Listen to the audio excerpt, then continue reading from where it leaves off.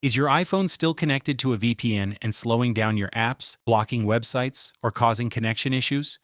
In this quick tutorial, I'll show you exactly how to turn off the VPN on your iPhone, even if it keeps reconnecting automatically. So I have my VPN app opened, and I'll quickly connect to a random VPN server. So first of all, we're going to check if we indeed are connected. So I'll open my control center, and you should see a little VPN icon in your status bar.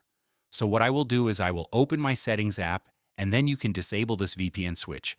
But the problem is that it sometimes reconnects automatically, and we don't want that.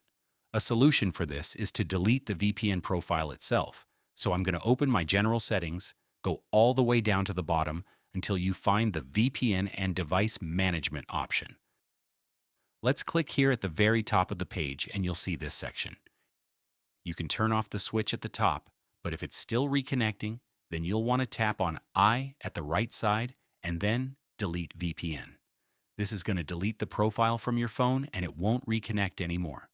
If this video helped you out, then please consider leaving a like on this video, and I will see you soon.